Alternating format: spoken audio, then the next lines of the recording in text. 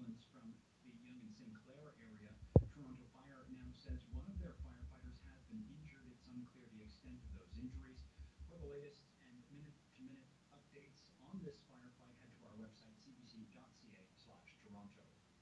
And there was a deadly fire in Brampton this morning. 3 members of a family are dead, and a girl is in hospital.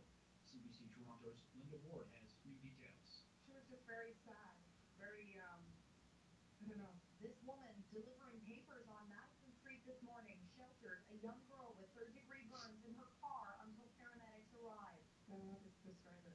I'll never forget it. Family friends say her mother, father, and older sister died in their beds this morning as fire ripped through the main level. The girl, only about 7 or 8, had been rescued by the time firefighters arrived, says Fire Chief Michael Clark. The tenant in the basement came out and kicked the door in and basically went in and treated the female patient. She's now in critical condition as 6 hits with third-degree burns and smoke inhalation. And now, no family to speak of. Firefighters say they didn't hear any smoke alarms when they arrived. I can't even process it. Here we are. Welcome. Startup Canada Live, Startup Foundations. Today is the Day of Love. It's Valentine's Day, February 14th, 2017. Startup Canada is the national rallying community and voice for Canada's entrepreneurship community. My name is Paul Stevenson. I'm one of the co-founders of referralmortgages.com, based out of right here in Ottawa.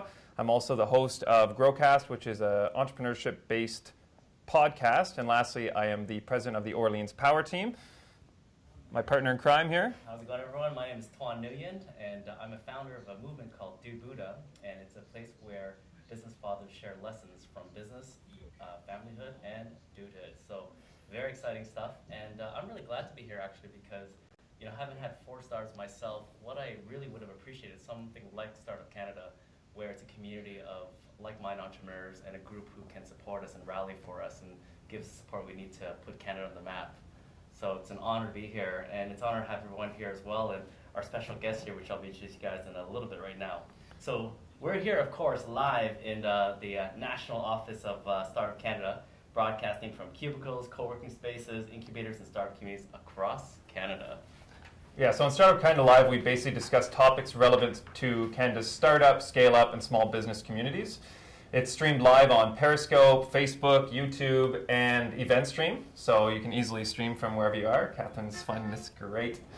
Lastly, today our episode is actually brought to you by Rogers Business, your source for trends, insights, and tech for today's connected business. So if anyone has questions throughout the program, be sure to just put them on Twitter. You can hashtag StartupLive, or on Facebook, you can just type it right in the live feed. I believe on YouTube you can do that as well. Exactly.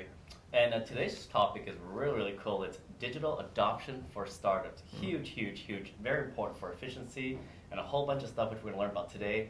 We're joined by 2 really, really special guests. Out from Toronto here, our first guest is joining us. His name is Edwin Frondozo of Slingshot VoIP. And he's a passionate supporter of entrepreneurs and small business enterprises. Helps them grow and scale in the cloud by enabling them with simple tools to communicate. And right beside me today, of course, it's Ottawa, right here, Catherine Forrest. Woohoo! Yes, she's a communications, marketing, policy, and research lead at Startup Canada. And tomorrow, Startup Canada, under Catherine's leadership, is announcing the findings of a report at the rate of digital adoption among startups and small businesses. Welcome to you both, and thank you for joining us. Thanks for having us. Yes, very excited to learn from you both. That's awesome. So that's pretty much, we're going to get rolling right into it. Again, if anyone has questions, just be sure to hashtag StartupLive on Twitter, and we'll answer the questions throughout the show. So Edwin, I'm actually going to start with you. You have such an integrated approach to the business world. We could probably do an entire show just on that alone, but I wanted to focus on your company, Slingshot VoIP. Tell us a little bit about it, I guess how it ties into business strategy and what your role in the company is. And thanks a lot, Paul. Thanks for having me. It's an honor to be here as well. Take some time to shed some light on some digital adoption. Slingshot VoIP, we're a cloud-based business phone provider. We help small, medium-sized businesses grow and scale in the cloud, specifically providing them like the tools to not only work remotely and be efficient. Today's business world is changing. Everyone and everywhere is working anywhere. So we like to provide the tools, next generation communication services for them to grow. And not only limited to enterprise companies, but also provided to startups or solopreneurs who need to have that voice or that sound of a larger company as well. Second question, I think, was what's my main role? My specific role, my responsibility is I'm the head of marketing and growth, so I'm currently focused on strategic partnerships, a lot of growth hacks, and product management as well, because I have the ears to the ground. I'm talking to new customers all the time. I'm hearing what they're looking for. So we're not only looking for what they need today, we're also trying to foresee where the business world is moving in the next year, 3 years, 5 years, what's being asked of communications. Because ultimately, the phone, I come from a telecom background, everything is done. Communication is still done in real time. As much as we love text messaging, we love email, there's no way any of us, correct me if I'm wrong, is closing a multi-million-dollar deal on an SMS right now. So telecom is still, communication, listening to my voice is still important.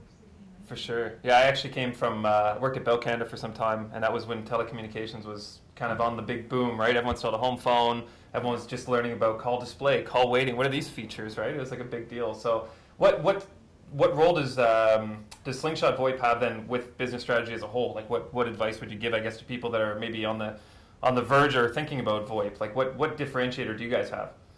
Well, in terms of differentiator, we're providing next generation tools. Like right now, we're looking to roll out more of a big data analytics, having the ability to take this phone call and really translate it into text. So for a sales floor, for example, if you have 10 agents on the sale, what are the most common words that your customers are telling you?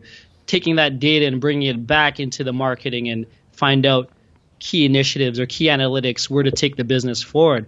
There's a lot of data and information in discussions, but there's actually a big drop in terms of that data within today's solutions right now. So that's sort of exciting, bringing in the data or the big analytics from the lessons that are learned from like the Googles or the analytics that we could get from text messaging and all that.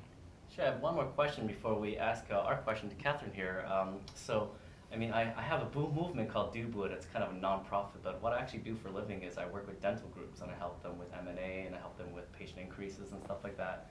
And one thing we do is we track phone calls, and we listen to how people are answering the phone calls, how they're communicating with their patient leads and stuff like that. And what I find real interesting that you've just said is that you're saying that you can track the phone calls and convert it to text.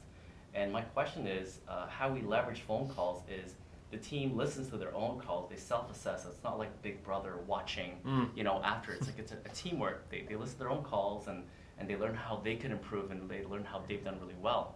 But what I have felt was a missing service was it'd be great for me to enter into some piece of software where there's some keywords. For example, I want to cancel, reschedule. These are keywords in the dental world. And if I could just run a report and get calls that mention these words, it would be so much easier for us to understand and assess how we respond to patients canceling or requesting things like rescheduling and consults and things like that.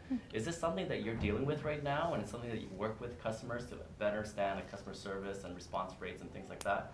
Well, I love that you're asking that question, because that's definitely a lot of feedback we're getting in terms of tagging specific keywords and understanding the business processes, like not only in the dental world, also on the order floor or escalations, right? You really need to get this data, and because people are listening to their own recorded calls, that's very time extensive. It's a lot of resources taken, and I don't know if your customers are telling you the truth if they're listening to all their own calls, because that takes a lot of time. So having a tool that could pinpoint these specific tags or keywords is something that we're definitely looking at, because you want to minimize the resources. You want to be able to pinpoint, okay, it's this phone call at minute 3. I should listen to what's happening there. And exactly. So that's something we're looking right now with a couple of customers as well in terms of a solution and providing it and rolling it out as well. Wow. It's interesting how much more specific it's gotten, because even like I said, when I was working at Bell, they would record every single one of our calls. Even at TD Waterhouse, when they're taking trades, like anyone on the phone, they've always been recording them, but like you said, it's always been manually reviewed. So having the service to be able to actually pick out those words and learn from that is that's Yeah, great. We've Like, learned it's to say huge listen advantage. to calls like 10 minutes and up first, then 5 to 10 minutes, and then anything under 2 is likely not valuable as, so we kind of spot audit those ones. Yeah. But let's switch gears a bit because I'm also fascinated about the research that you've done as well and that's been commissioned. And so I'm curious here. So, like, just what have you learned from the process even of this research? And what are some of the common challenges you've seen entrepreneurs face, like in terms of incorporating digital solutions? Yeah, definitely. So we took on this research to uncover how entrepreneurs are using technology within their companies, also to uncover the challenges that they're facing and opportunities for companies and organizations like Startup Canada and our industry partners and government to work together to solve some of these challenges.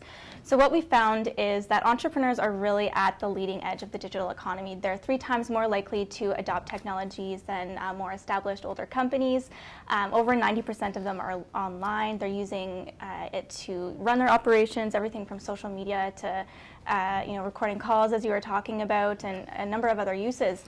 But a big trend that we're seeing is the fact that technology is changing so much faster now than it ever has before. And so the challenges that we're seeing entrepreneurs facing is that, the time and the costs associated with first researching, integrating, adopting, and just maintaining these technologies are a real, it's a time cost struggle that they have when their resources early on are very precious and need to spend the right amount of time. I can relate to that because I come from 4 technology companies, and the truth is, some of my insecurities, and I'll be very open because that's what my little daddy group allows us to do, is I get really insecure sometimes because I actually have no idea what's going on anymore. Yeah. And people expect me to know because I've come from a technology background, but it's moved so fast that I'm actually pretty lost sometimes. Yeah. And you're expected to be the expert. Yeah, exactly. Yeah. And it's not slowing down, right? Like, technology just continues to advance, and it gets faster. Like, it almost, as it evolves even faster and faster each time. I know for ourselves too, like, throughout the last 4 years, we've been trying to take on tools. Like, we have a smaller team, so we try to take on these tools to basically expedite some of the services or processes that we have. But like you said, actually learning it, researching it. Like, we're still doing it in-house, so that takes, it can take anywhere from 3 to 5 hours sometimes, or even a whole day to try to research all these different ones. Maybe do a trial for a few days and then realize, this isn't going to work, or there's one thing that doesn't work properly.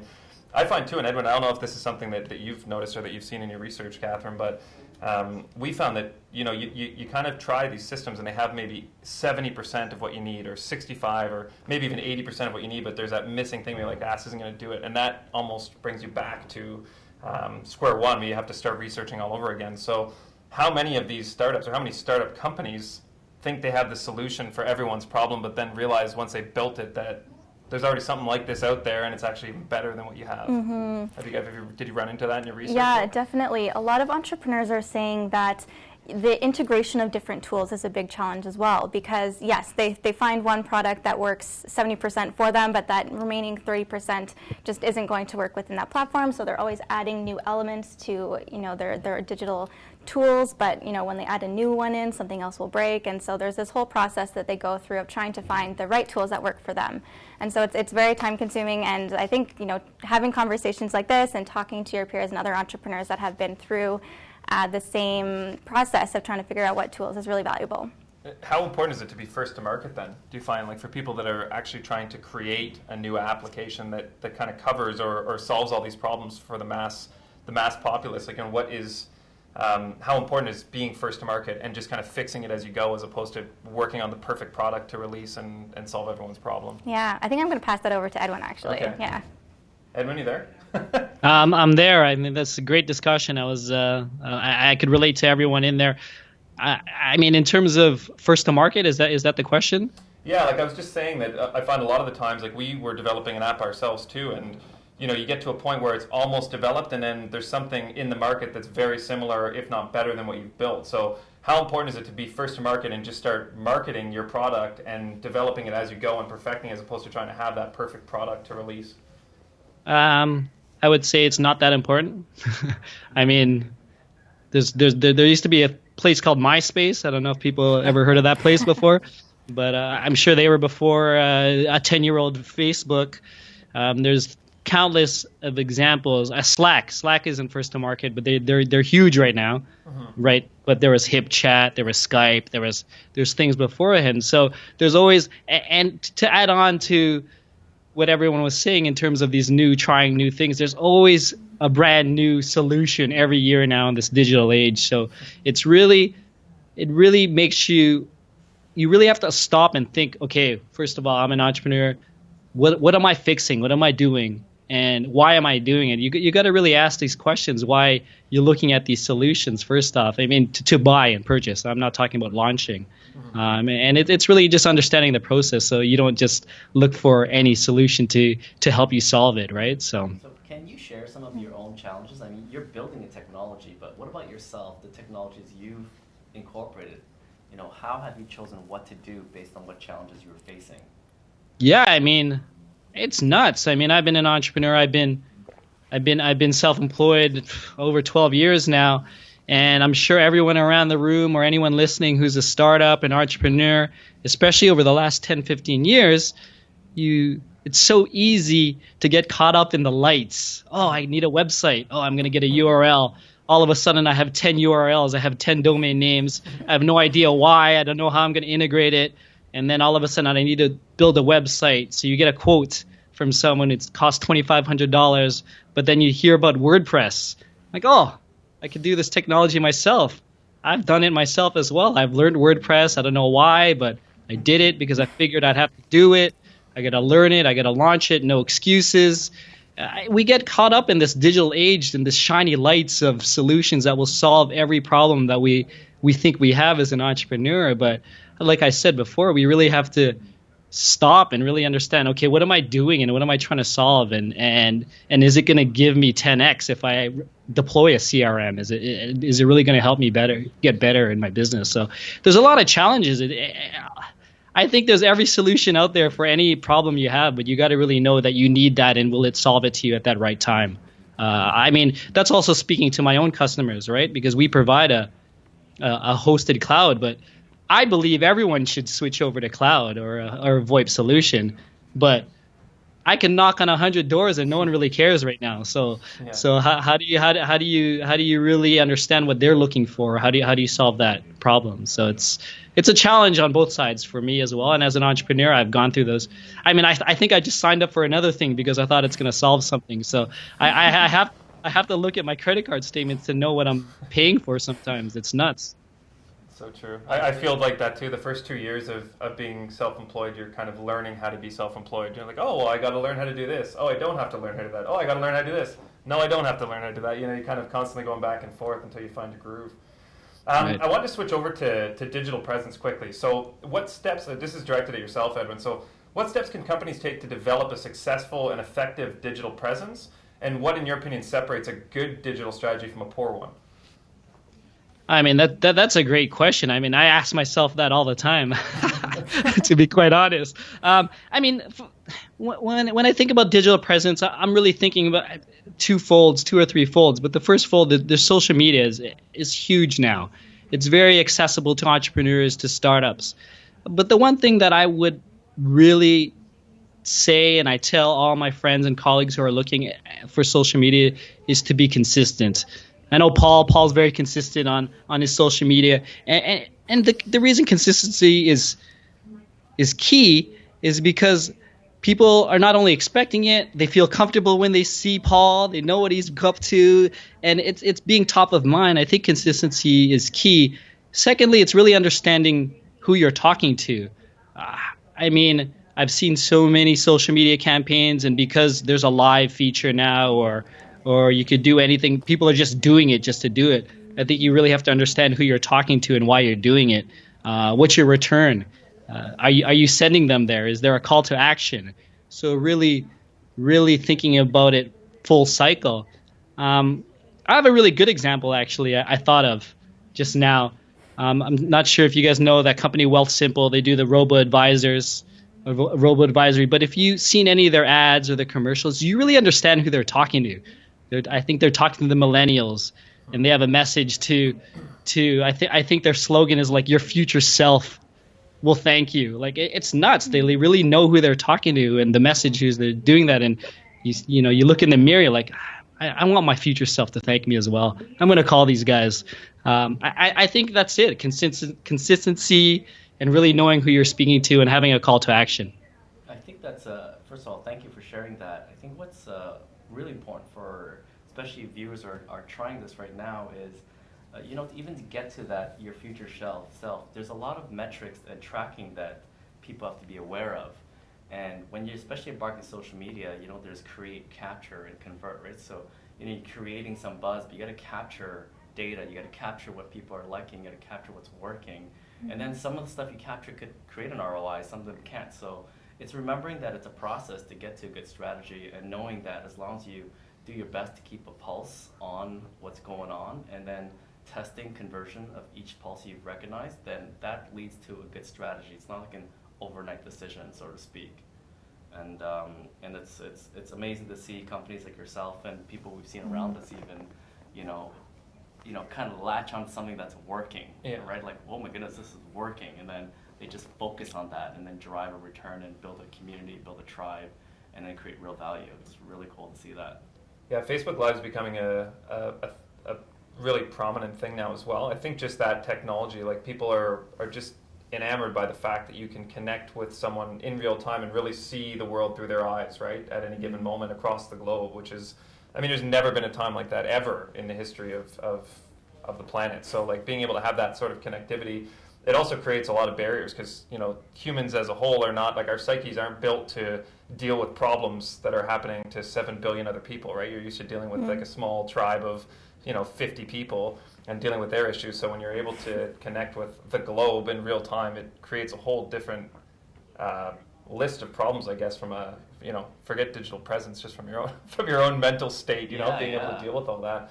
We actually ran into an issue recently with our referral company page, where one of our former employees his account was hacked. And what they did is it kicked all of our admin off of our company page and then deleted his account. So I've been trying to go back and forth with Facebook. And one thing I noticed recently is that, we really are, as people using Facebook, we really are the product. We're not the client, and I've noticed that and trying to go back and forth with them. But one thing that worried me talking about digital strategy and digital presence is we've been working 4 years on building that presence. And now I'm having trouble sleeping at night because I'm thinking, someone has control of this page that we no longer can control. Yeah. And really they can do anything to ruin that consistency, right, that we've built. Have you ever run into anything like that, Edwin, or heard of anyone having those same sorts of issues? Particularly in Facebook, or just in general, like just trying to, building a digital strategy and then having it kind of misaligned due to, unforeseen issues or troubles. Even on the personal side, it's just, I think just to reiterate it, we're getting bombarded by new things or digital strategies or content marketing's over. Now it's live. It's doing live videos. It's you really have to take a look at your strategy and really understand, is it providing value to your customers? Are they listening? Are they watching live? Is Slingshot's customers watching live videos? Should Edwin be doing live videos? Right. I really have to really think about it because, I want to do live videos every day. But what am I saying and who's listening to it? And maybe my mom is listening to it and that's it, right? But it's I just get confused. I don't know if I have a right answer. Have you seen any based on your research? Where is it impacting? I'm sure communications, relationships, marketing, organizations. What areas has this research really targeted within entrepreneurship and companies? I'm just curious, because digital campaigns can address different parts of a business, right? So I'm curious, where are some prominent ones that it's brought to light? Yeah, definitely sales and marketing it's huge, right? We have the opportunity to reach markets around the world with e-commerce stores and online platforms. So there's a couple of companies that come to mind when I think of great digital strategies and how they're building up their online sales. The first one is Manitoba Mucklucks. So they're a company in I think Saskatchewan, but they are really trying to revive the art of making authentic moccasins. And so they use their website and their e-commerce store and their social media strategy to tell a really amazing story. And each of their products tells a story. I mean, the soles of their boots are etched with images from their local communities, and so they transfer that online to all of their online platforms. So it's a really great way to see the story come together and how they use that to sell their boots. Another one is called a B2B & Co. And so they are a Canadian company, very true to passionate about the outdoors, and they sell canoes and kayaks, and they use their online presence to really tell stories about even their customers or their employees, and how they're out in the water, and they do photo essays and things like this. And so they draw people in through storytelling, and I think that that's a really huge part of selling online right now. Right. How about outside sales and marketing? Any interesting nuggets you could share with us? Some people are dealing with organizational issues too. Anything around that space? Yeah, definitely. I mean, in terms of managing finances and managing your staff, that's a difficulty as well. Part of it is also training your staff on how to use these new technologies. So if you've got one or two staff members, it can take a long time to actually get them to use the technology in the way that you intend it to be. They may see other applications for it. So there's a lot of great tools out there. There's a lot of options. So yeah, it's finding the one that's right for them, and getting their whole team on board with it.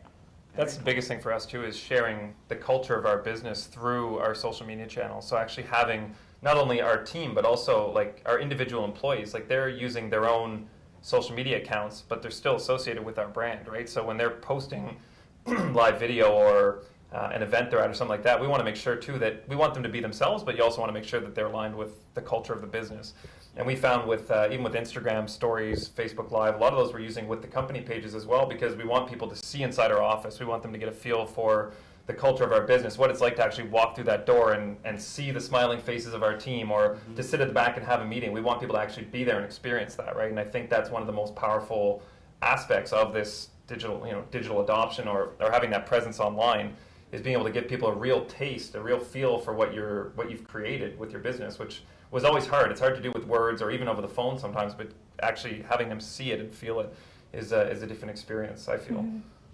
Yeah, I agree. In terms of training, that's definitely one of them. And a question we have is, what kind of skills are required, around digital adoption for your team? What do you think, like, for both of you, what have you learned from your research, and Edwin from running a team?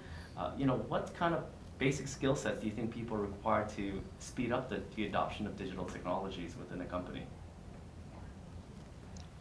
I guess in terms of skills, I'm not sure if there's a specific skill set that is needed outside of the openness to learn. I think ultimately you want the culture or your team members to learn and be open to growing with new tools.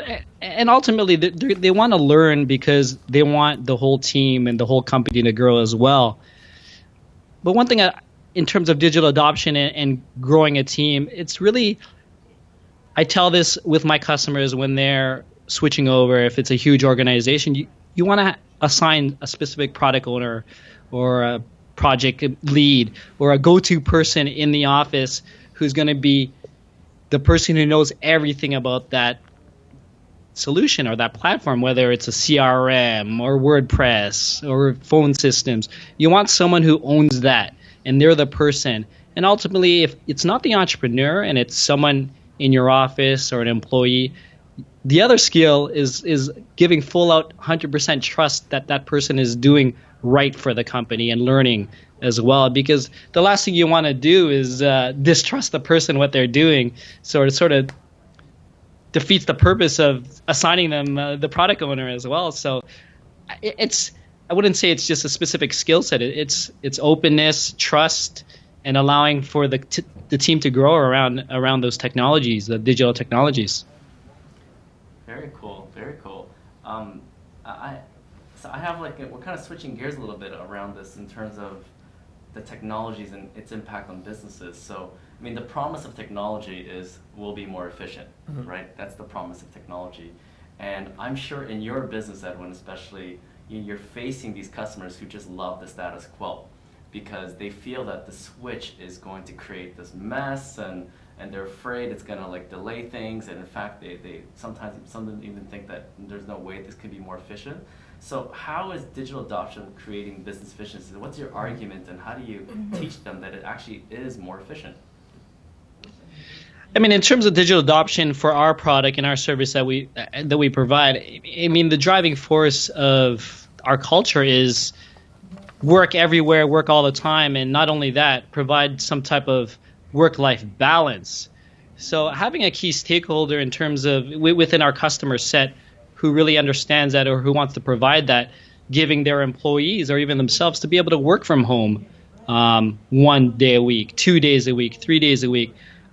It's really stems from the culture and knowing that someone wants to make that change or make that transformation within the business.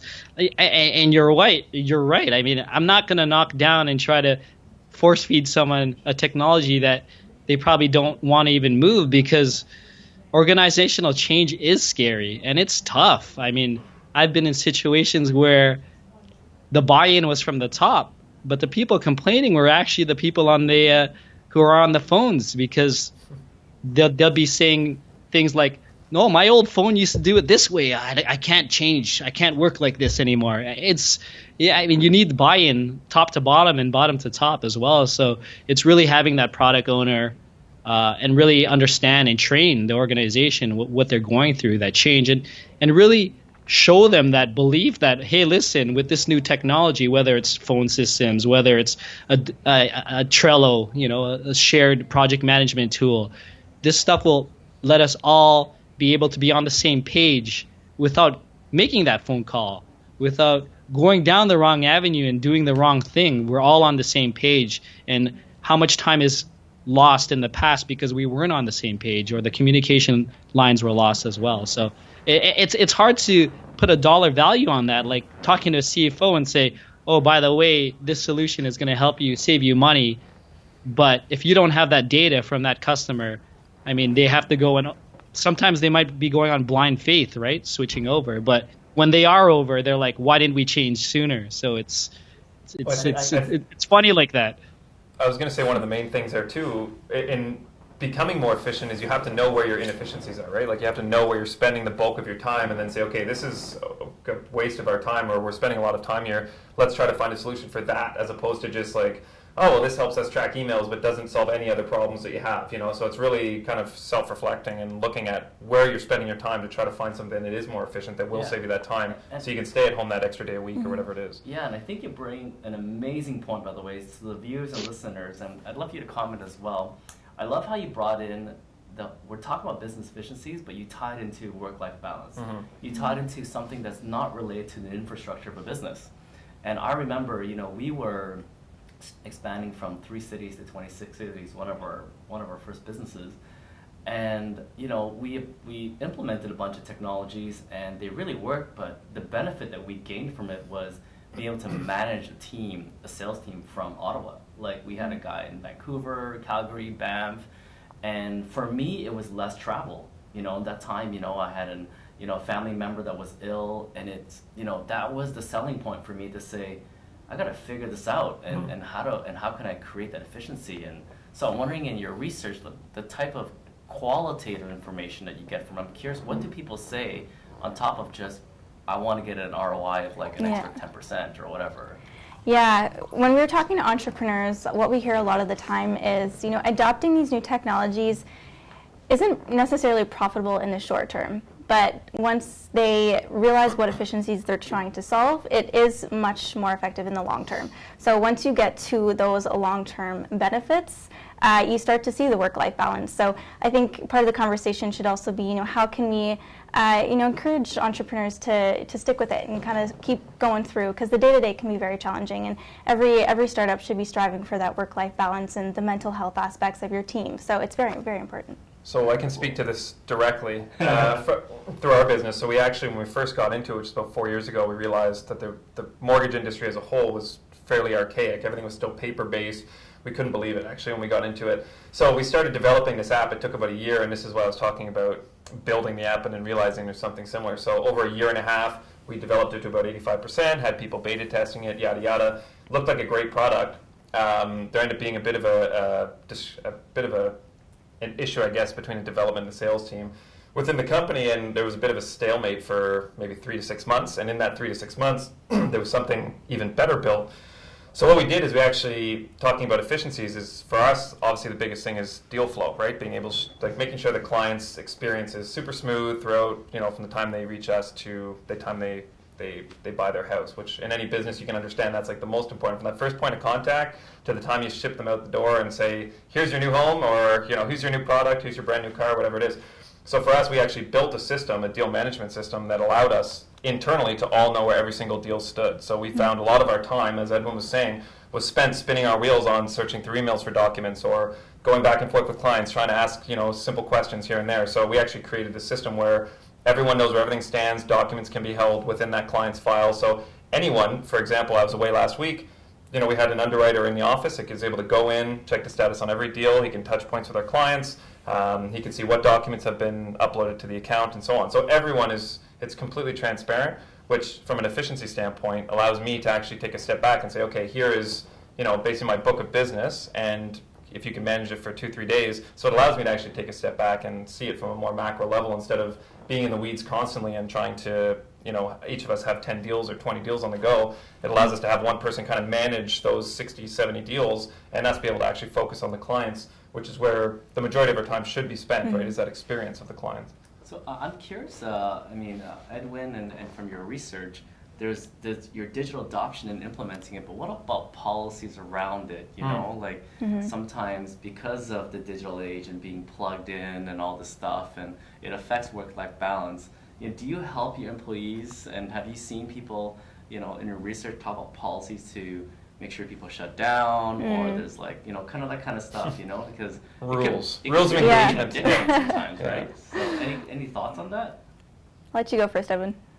Okay, thank you. That's a great question. In terms of internal policies for us here at Slingshot, we don't have any set, written down, we're only going to work 9 to 5, email only this time or that, because the nature of the business is sort of a 24/7 operations. We're still a small team, but ultimately we respect each other. I have a young daughter, 8 months old.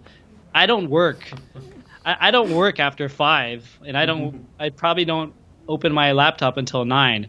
So, and same with my partner who lives out in New York. We both have young children. We both run a high technology company, but ultimately we got into business because we wanted to control our time. And we learned a long time ago that customers will wait.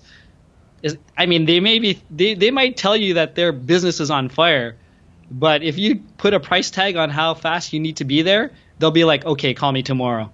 It's really that simple. And the first time I did that, the person was like, oh yeah, we could wait actually 2 days. It's no problem. And it's actually not that bad. It's funny like that, but customers really make entrepreneurs feel like you have to jump when they say jump. But we all went into business on our own to control our time and to control our destiny. So we gotta really stick to our guns and sometimes put them in place. But ultimately, yes. And having said that, we do a lot for customer service, but we don't have policies in terms of, you're not going to work. I'll reply to a customer if I'm working or if I'm in front of a computer in the evening as well. So it's very flexible, but I don't expect anyone to reply back to me after 5. So, Catherine, for you, how can startups use digital adoption to offer customer service? So Edwin was talking about the importance of getting back to customers if people want that instant response. So how can we use digital adoption? How can people adopt it to actually offer better customer service? Well, speaking to what Edwin was talking about, there are services now where you can let your email list know, and anyone who comes into you to say, I am not available right now, I can get back to you tomorrow. So I think that there's a lot of ways that we can integrate technologies into our everyday interactions with our clients and customers to manage expectations. So I think that could be a great way to use technology. Yeah, I want to, Edwin, first of all, thank you for sharing. Paul and I are in a father group together, BizDad, and we share how important it is to say no to business and focus on family. And I've had an auto email responder like this. Someone emails me, an automatic response, sorry I can't get back to you, I'm either changing a diaper or I'm taking a kid to soccer. I'll try to get back to you within 24 hours, right? And people found humor in that, you know, that level of transparency to say that I mean business, but I also value my family. And so, Edwin, honor you for that response. It's an amazing, amazing thing. It's not digital adoption, but I think it's a conversation that I love having and seeing it happen. And what's important is, sorry if we don't have to have it as a policy, but if we have a group that can collect best practices and how we maintain this, we can change the world. I love your auto reply. I have an autoresponder as well, but I might have to use your script now. It's awesome. Clients love you even more, actually. Yeah, that's what I the found. They're humor. like, awesome, you're such a great dad. You go and change those stinky diapers. I'm done with diapers. You know, it's hilarious. It's so much fun. It's hilarious. So we're gonna actually move into the portion of our show now with some Q&A. So I know if anyone is tuning in, you can ask questions online. On Facebook, you can just put it right in the comments section, and on Twitter, just hashtag StartupLive and go ahead and ask your question. I have one here from earlier actually for yourself, Edwin. What are some different ways that a startup can get online? So if you're a brand new startup, aside from obviously getting the URL and whatnot, what are the most kind of high impact places that they can start building their digital presence? It's a great question because it's 2017. If anyone asked me what I need to do to start a business, I would probably just push them to Facebook and start a page. I mean, websites are great and everything, but I think the time to market is still long. If you're to say, okay, I'm going to get a domain, I'm going to create a website. 2 months later, I have something, but I don't think it's perfect yet. Maybe 6 months later, I'm going to launch that. It takes very long to launch a website and be happy with it. There are website builders out there that you could create really quickly, a landing page and whatnot. And I'm not saying not to do that.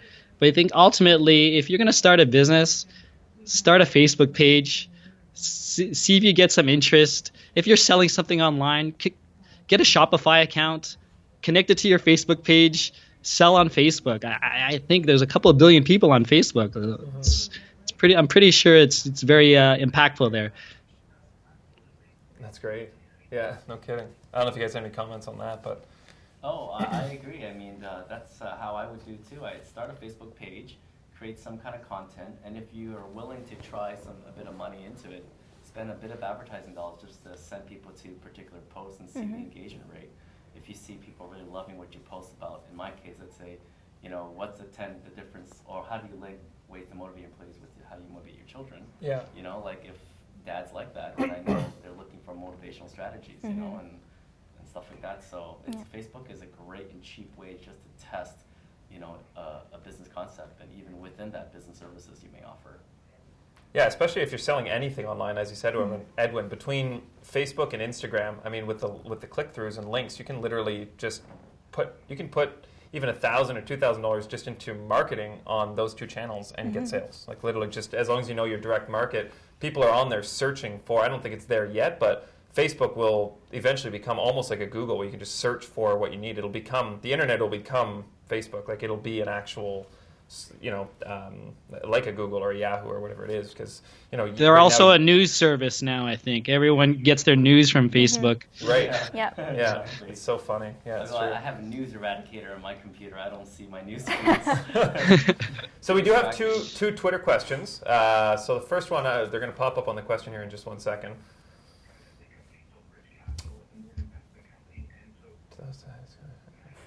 Okay, so anonymously, it says, to the host that had his company's Facebook hacked, that would be myself, how can startups be more prepared or secure to make sure it doesn't happen?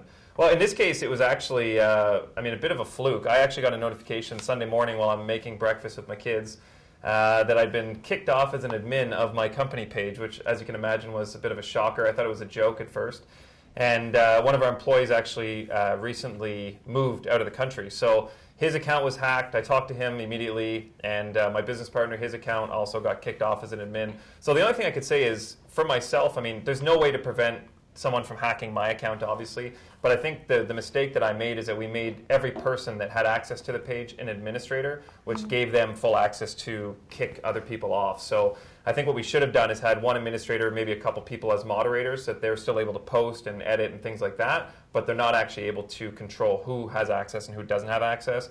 I think that, at least, if it's my account that gets hacked, at least I can troubleshoot it. now trying to deal with a friend's account being hacked and trying to coach him through troubleshooting it with Facebook. It's just been honestly a disaster. It's been 24 to 48 hours of just hell. So we're trying to still work through it. I actually found through a form today a link to submit a request to have someone contact me. So let's see what happens with that. But as far as preventing it, I mean, these things are somewhat inevitable, but I think just preparing in advance and making sure that you have kind of that security back end, prepared in advance, or at least know what the different levels of management are of your account. That's crucially important. I don't know if you guys have anything to add to that. It can notify you if a different, what's that, source is logging into your Facebook. So I get notified if someone's trying to log in from another city or from one of the objects that I don't normally use. Yeah, like a Galaxy tablet or something. For some, like my email and GoDaddy and all this stuff that has a credit card attached to it, so my Facebook, I have a credit card attached to it for ads. I do two-step verification before I log in. So it's just, as long as there's a credit card attached to it, I always do a two-step verification. So for the Twitter person here, it means that you could either log in and you'll get a text message for a code, and you enter the code, and that's a two-step verification, so you could actually log in. So see, I feel they should have had that to kick off admins. If you're that's a kicking good off point. an admin, it should take, especially if there's more than two admins, it should take both admins to agree, almost like like an unwritten corporate agreement, or you're all even directors and you have to kind of vote each other off. But what is the second Twitter question? Can we have that pop up there? You want to read that one, Tom?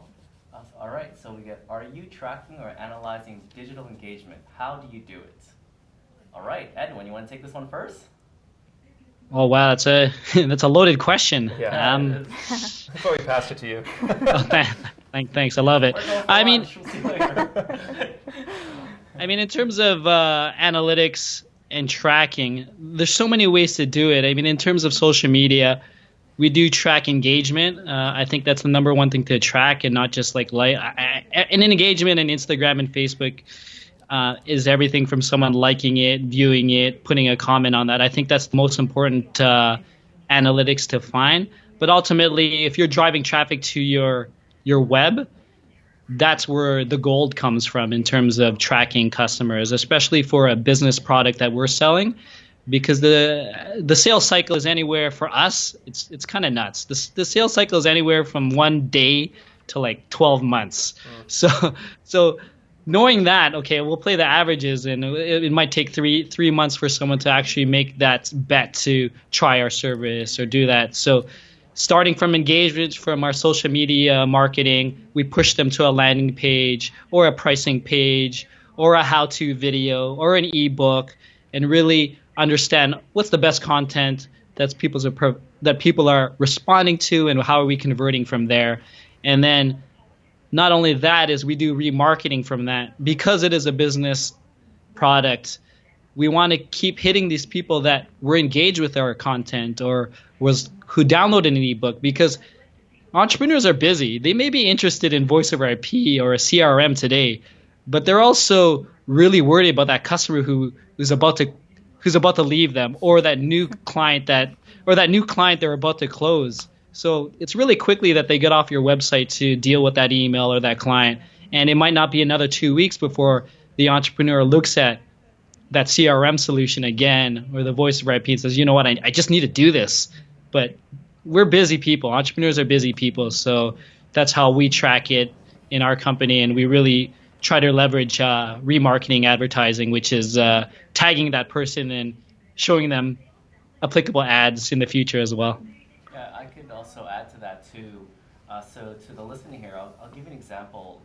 Information fits into people's decision at different points of their cycle, if I could say. So for example, I used to own a real estate portal with a few friends, and we know that when people are just Googling like house for sale, they're just like kind of searching house for your mortgage. Tire kicking. But the moment someone Googles house for sale, 2-story mortgage, 3-bedroom, Barrhaven, like specific neighborhood, we know that they're closer toward the end of the buying cycle. Yeah. So based on what you give out, it's to recognize and see this type of information. Is it kind of like trying to feed like this massive population that's kind of general, and you see the engagement, and if they start engaging and they click through and view, like Edwin said, one of your ebooks or a checklist like on your house shopping or whatever, then you know that, okay, they're like step one.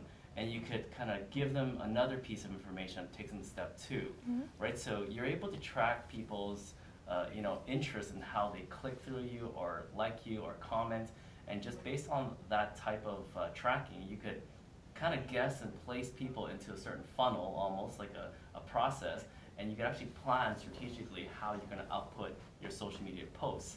And eventually what you hope to do is, like I said earlier, is tracking, your conversion rates increases over time. And I'm assuming, Edwin, you do this like crazy because you're part of growth hacking, and I'm learning this, to be honest, over the last year. I'm fascinated by it as well, and it's a really effective. That's a great question, by the way, Mr. and Mrs. Twitter there, whoever wrote that post. It's a really, really good question, because engagement can be mistakenly perceived as amazing. And I could give you stats where people have had like 30,000 likes, but there's no follow through, and people are like, what on earth? I had 30,000 likes, but it's because they've engaged a group that's not there at the end of their buying cycle yet. And so it's understanding, even what does it mean with this group? Who is this group that's engaging? Where are they? And things like that. That's a good point, because that's what people look at. They're like, oh, this had 10,000 reach. This is great engagement. Or, Facebook now, they'll actually send you notifications saying, this post is doing, 30% better than every other post you've made. So they'll basically tell you the engagement level that post has, but the engagement doesn't, as you said, doesn't always translate. Like you might be posting about, for us, let's say, new immigrants come to Canada looking for mortgages, and it might get great engagement because it's great information, but that's not going to transition to deals for potentially 6 to 12 months, as Evan was saying. Maybe so they're not ready to buy, right? Exactly. Just because they're reading it. Yeah. No, that's a very good question. So how do you deal with that, and how do you bridge that gap? I personally test it. I love Edwin to chime in as well, which is when I see certain engagements, let's say 30,000 people like a post that I put out, I would say, okay, well, let's offer them this other post. And this type of post is a little bit later down in the cycle a bit. Let's see how many people are actually at the end of the cycle. Okay, only 500, right? Okay, now I'm going to release another post that's kind of a little bit early on, like the beginning. 20,000 posts. Okay, so I start trying to, test as much as possible. And that's the beauty of social media and digital solutions these days, is it's relatively cheap to get consumer intelligence, right? But back to Edwin's point, even in terms of like efficiencies, it still goes back to, something purposeful, meaningful in someone's life, right? It still goes back to that. Like I love all the stats and data and stuff because I'm a freak about that. But at the end of the day, I still go with something fairly intuitive that's more human approach to how I'm solving my problems, basically. Like for us, our big thing with our online presence is really, as Tuan was saying, is we've kind of been going with that shotgun approach. Like, we'll post some articles, we'll do some personal stuff, we'll do some events. Like we're kind of all over the map, and we're keeping the statistics on it. And data is really the name of the game for 2017. Like everyone wants data, everyone wants analytics, because they know that's where you can really target your growth, right? That's where you're going to get growth is from. For us, almost all of our business, probably 90%, comes from realtors and existing clients, like just people referring other people to us. I mean, the name Referral Mortgages obviously entices them to try to refer. I mean, that's obviously the goal of the name, was to get people thinking to refer, knowing that it's a referral-based business. But for us, I mean, marketing to the mass public on Facebook and things like that, it's really just front of mind, brand awareness, becoming a resource for information. But we don't necessarily expect to transition those into hard leads. It's just to stay front of mind. And we have gotten leads from it, but our goal there is really just to stay in front of them, know that we're there if they need us. But we know all of our business is coming from existing relationships. It's not necessarily coming from those. What about Edwin? What are your thoughts in terms of like bridging? I'm with Paul on that completely as well. What are your thoughts in terms of like tracking engagement, bridging different like cycles or stages that people are in? How do you kind of track that yourself as well? I mean, it's a crazy game. Let me tell you that first off. Digital marketing is like, it's an open slate. It's the Wild West. Yeah. So you really have to break down what you're trying to do. And it always comes back to who are you selling to? Why are they, why are your customers choosing you? And why and what got them to do it? First off, I mean, for us, there's specific pain points when customers switch telco providers. I mean, I'll ask three of you. Like, when's the last time you guys switched to your cell phone provider? 5 years? 10 years? It's very difficult, man. Like, you have cellular for companies going to battle, spending millions of dollars but none of their messages are finding the pain for you to actually switch. It's pretty nuts, actually. I mean, So true. so It's a like great they're example. not saying the right thing, right? So it's the same thing. But so for us to fill the gap, we have to really focus at the data that we have, at the clients we have. How did we get them? Where did they get them? And what cycle did they get them? What were their thought process? And then we start to provide information and content. So Tuan was saying, you provide this little quick, here's some information. And if they click that blog, for example, which is a super long article on talking about how companies move. Like we have an article that's very popular, which is like relocating your business. So a company that's relocating is actually a good reason for it to switch your telco provider. So keep providing that, and then you'll see, oh, someone clicks there. I'm going to tag that guy. He's probably moving in the next month, maybe 6 months. I don't know, actually. But we know he's interested in moving his business because he's growing. So that closes the gap because now I'm only talking to people who are interested in moving their business. So, I mean, that's very specific. And then you keep going down, okay, how do you do this? Oh, here's a checklist of moving, or here's some awesome relocation service providers who move your equipment and they do this or do that, or here's a consultant that does this. Oh, here's an interior designer that is going to talk about when you move to your office, don't pick your color first. You know, choose your, like, stuff like that. So that's sort of how we close the gap, is really understanding the pain point of a customer. I can't talk. We have Brilliant. a bright green wall, so Yeah. we chose our paint color bright and early. That's brilliant, Edwin. Thank you, dude. That's awesome. I think we're gonna have a little wrap-up question, eh? Just Yeah, 'cause we just for have a sure. few minutes left. So we're obviously nearing to the end of the discussion about digital adoption for startups and more. But before we do, we'll turn the stage over to our experts here so we can get your answers. Do you guys have any closing remarks, comments, or stories to share with our listeners just to wrap up around digital adoption, efficiencies, life, all of that good stuff? I would just encourage all the entrepreneurs out there to talk to entrepreneurs, go to their startup communities, get involved, and, opportunities like this where we can bring entrepreneurs together to talk about the challenges that they're facing is really, really valuable. So I would just encourage everyone to get out to their local startup communities, go to events, meet with mentors and people who have been in the same boat or are in the same boat at this time, and they can learn from one another. Awesome. Mr. Edwin? The best tip I could leave anyone out there is something I started doing recently, is when you're trying new tools, put the calendar for 29 days to cancel it. Because I hope if you learn anything from me today is put in that calendar, because it might be the tool that you really need, but it most likely not. So I have so you know many what? $8 to $10 charges on my Visa. It's so funny. Just monthly subscriptions. Yeah, Well, there it is. Put that in your calendar that you got to cancel soon. it's a great tip. And Catherine, about this report, is it publicly viewable anytime soon, or? It will be on Thursday, so everyone who's watching can join us back here again on Startup Canada Live at 8 a.m. on Thursday, and we'll have a really awesome panel of entrepreneurs at both startup and scale-up stages to share their experiences with digital adoption. So we'll continue this then. Very cool. Perfect. Very cool. I want to say thank you as well to our presenting sponsor, Rogers Business. And I'm going to be a little selfish here and say happy Valentine's Day to my beautiful fiance, Lindsay, and my 3 kids. And I don't know if you guys want to make some shout outs, but You I had want to do it. that, so I'm not going to go there anymore. Yeah. Everyone have a great Valentine's Day. We'll see you back here on Thursday. Thanks for tuning in. Bye. Bye. Bye.